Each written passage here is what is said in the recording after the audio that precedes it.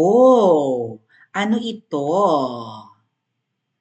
Pumalpak daw si Ngiwi Junior. Eh, palpak naman talaga. Sa lahat ng aspeto, palpak. Well, nagtatagumpay sila sa panggigipit kay PRRD. Pero may isang pumipiyok. Pumiyok o nadulas? May isa sa mga Diyos ko, nanalo naman na. Bakit parang bumabaligtad ka kay Marcos Junior? Ano to, bumabaligtad or maybe he's just being honest, no? Siguro ano lang, walang sugarcoat, o hanash kung hanash. Sino ba ite? Okay. Bear with me. Uh-huh. Alright. Eto.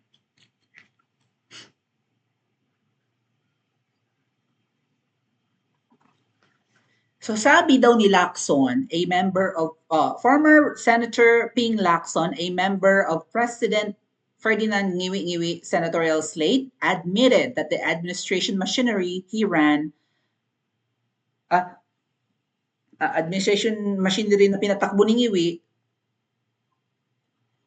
have failed to deliver. Pumalpak daw.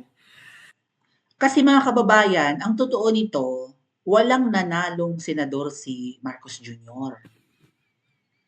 'Di ba? Kasi ang partido ni Marcos Jr. ay PFP, yung Partido Federal ng Pilipinas. Lahat ng nandun, talo. Nandun yata si Tolentino, di ba? Talo si Tolentino. Tolentino, ba't ka pa umalis sa sa PDP? Talo ka tuloy. Kahit papano, tatlo ang nanalo sa PDP. Right? Well, kung ang original ay si Senator Bongo at saka si Senator Bato, panalo pa rin from PDP. I think Congressman Marcoleta is a guest candidate, right? Ng PDP.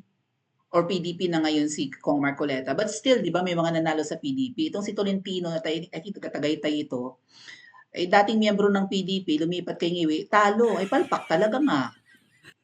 So yung mga PFP candidates ni Ngiwi, talo lahat. Tapos yung mga guest candidates niya, well, nanalo ang ilan?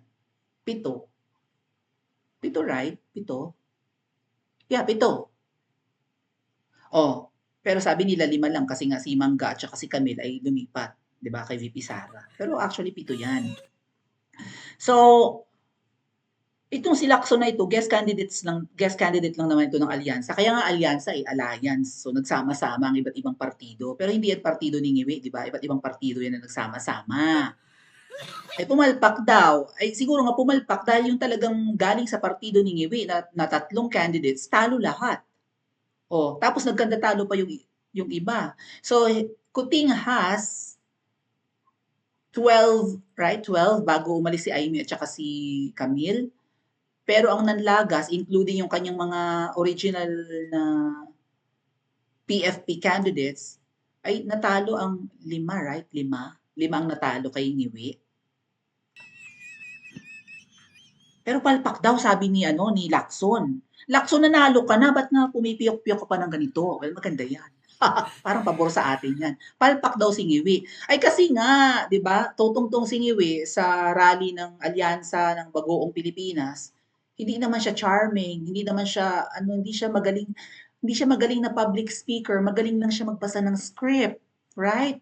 Kasi nga articulate sa English language kasi tumira naman ng US, nag-aral naman sa UK, hindi nga lang natin alam kung may diploma talaga, wala namang pinapakita eh. Kadaling magpakita ng diploma, politiko ka, kung talagang degree holder ka, ipamayagpag mo, tama? So ang tanong mga kababayan, paano ang isang anak ng elitista, well, considered elite na rin si Nangiwi, 'di ba? Paano ang isang napakayamang tao ay hindi nakakapagtapos ng pag-aaral? Ay kung ako nga mga kababayan, ha, self-supporting student, nakayanan ko. It took me 5 years to finish, 'di ba? Educational program. 4 years nga lang dapat 'yan eh. Tumigil kasi ako ng 1 taon. Actually, bago ko natapos ang pag-aaral ng kolehiyo, eh, ilang taon akong nabakante.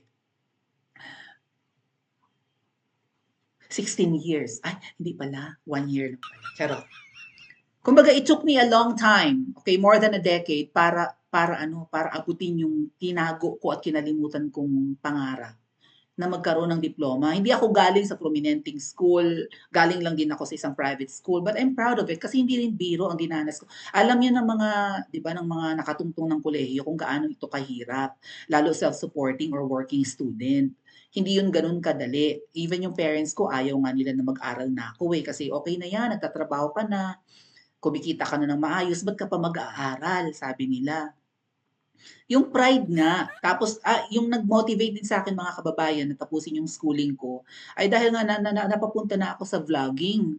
And kapagka magvo-vlog ako tapos 'di ba, susukatin nila yung aking credentials, ano yung pagmamalaki ko kung high school graduate lang ako. Although walang masama being a high school graduate, pero iba pa rin kung hitik ka sa ano 'di ba, iba pa rin kung hitik ka sa kaalaman, iba pa rin kung meron kang ano, may maganda kang base 'di ba? 'Yun. At saka fallback 'yan, eh, kung ano't ano man, 'di ba? Kung matapos man itong vlogging, kung hindi na ito yung trend one day, 'di ba? O kung wala ng social media, malay natin, at least meron akong ibang options, 'di ba, sa na ano, na career. So, paano ang isang junior pumalpak sa kolehiyo? Alangan namang naghihikaw sila, eh, na humihiga sa pera ang mga 'yan.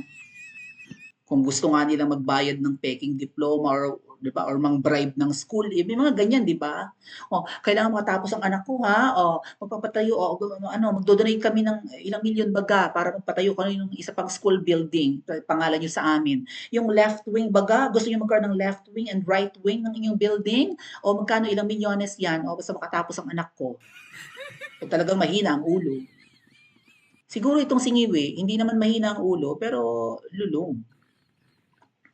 Lulong sa masarap na buhay, mahilig sa concert, mahilig sa, Grand Prix, right, mga car racing, mahilig sa saan pa, sa fashion shows, sa mga pasosyal, mahilig sa banda, right? So, siya siguro yung kino-consider na black sheep, right, ng pamilya nila, right? Black sheep, alibughang anak, tapos namumuno sa bansa natin, ay kaya napapariwara, baksak ang ekonomiya ng Pilipinas. Sa mga hindi nakakaalam ha, nagsisipaglayasan yung mga foreign investors diyan. Bilyon-bilyon ha ang nawawala sa Pilipinas in dollars na investment, dolyar, hindi lang in peso ang nawawala sa Pilipinas. Dahil hindi magandang mag-invest at magnegosyo sa Pilipinas dahil nga sa kainutilan na nakaupo dyan sa inyo, na walang alam kundi magpasarap sa buhay. So sabi dito ni Ping Lacson, pumalpak daw si Ngiwi, ay no wonder. Oh, yan. Ang machinery daw ni Ngiwi ay pumalpak ngayong 2025. Ikaw na ngayon nakaupo, 'di ba? Ikaw na nga yung nasa puder, ikaw na nga yung kilala, ikaw na yung may pera, ikaw na yung may makinarya or whatever, ikaw na yung may connection, ikaw na yung pwedeng manindak, suportahan niyo ako kung ayaw niyo, iboto niyo 'tong mga kandidato ko kung ayaw yung pero hindi niya na-achieve yung kanyang 12. Kasi ang lumalabas dito, well, technically ang nanalo kay Ngiwi, 7. Pero since nga yung tingin ng marami ay napalipat ni VP Sara si Camille at saka si Mangga, na huwag talaga magkakamaling budulin si VP at pagdating sa impeachment, dapat bumoto ng no ang dalawang yan, okay? Dahil kung hindi, durog ang pagkatao ng mga yan sa atin or tapos ang maliligayang araw ng kanilang political career. Tama? So, kung sa tingin ng iba ay nakuha nga ni VP Sara ang dalawa, 5 lang ang naipanalo ni Ngiwi, palpak nga. At gano'n nga rin, wala rin kakari-karisma, hindi rin magaling mang-persuade ng botante or ng taong bayan or ng iba pang tao, 'di ba? Hindi siya gano'n ka-convincing na i-boto. Kasi nga 'pag nagsasalita 'yan, 'di ba, parang ang mukha ng mga kandidatong nasa likod niya kapagka pumunta yung tumatakbong 12 halimbawa or 10 na alyansa ng Bagoong, nasa likod niya, tatayo si Ngiwi sa gitna, magsasalita, "Uy, boto niyo si ganito, si Pacquiao, ganito, si Pacquiao, binibenta niya yung kanyang mga kandidato. Hindi naman makangiti ng totoo, parang baksak ang mukha ng kanyang mga kandidato. Hindi siya convincing. Wala, nakinabang lang talaga ang mga Marcos sa karisma ng mga Duterte. Napansin ko na rin yan mga kababayan, 2022 pa lang, nangangampanya pa lang. Sina VP Sara at Ngiwi. Kapag si VP Sara ang tumayo sa entablado, Walang script, salita from the heart, gano'n. 'Di ba? And may sense of humor, alam ni VP Sara, 'di ba? Alisin yung boredom ng nakikinig. Although maiksi nga lang yung speech, tumatakbo lang ng pagpalagay mo 5 minutes, 7 minutes, pero naglalagay si VP Sara ng ano, ng mga, 'di ba, ng mga comedy skits, whatever, 'di ba, mga jokes and what not. Nawawala yung boredom ng tao lalong nakikinig. Si Ngiwi wala. Pagkaisahin natin ang kineme, latik ng ngiwing-ngiwing, gano'n, tayo naman pilit ko pinapakinggan, o di man lang ako naiyak sa kanyang speech. Kasi nga scripted. 'Di ba? Si Ngiwi naman po mga kababayan ay ano naman yan antisocial, 'di ba? Takot yan sa tao. May galit ang mga yan sa atin mga kababayan. Kasi nga, ang pamilya nila noon ay napalayas sa Pilipinas. At kahit anong gawin niya, siguro kung wala ngang pera yan, walang sasali dyan. O may chika yan ha. Binudol ni babaeng ahas yung mga bagoong alkansya. Chika ko na lang sa susunod nating live sa Princess Maui 1. Oh, may mga binudol sila diyan. May may ginawang something, chika ko na lang sa next live natin. So, kung palpak si Ngiwi bilang ikaw na ngayon si PRRD nga kasi 'di ba, walang background sa politics si Bongo nung tumakbo nung 2019. Walang background si Senator Bongo bilang politicians, 'di ba? Hindi nga natin naririnig ang boses niya noon bilang SAP ni SAP ba? Oo, SAP Bongo siya, 'di ba? So, Special Assistant to the President ni PRRD, nakikita natin nagsi-selfie-selfie yan. Hindi natin naririnig ang boses. Nung tumakbong pagka-senador, panalo. 'Di ba? Kasi si PRRD ang nakaupo nun, nung ikinampanya niya yung kanyang mga kandidato, panalo. Nagtatap sa elections. Si Ngiwi, sablay. Tapos yung Makino pa yung top 2. Ay, ano ito? Naniniwala kayo sa resulta ng eleksyon? Ay, ito, umaamin na yung isang kandidato ni Ngiwi, palpak siya. Bakit kaya nagsasalita ngayon si Lacson against Ngiwi? Panalo naman si Lacson. Pa-comment pa sa comment section at mag-like and subscribe din po kayo.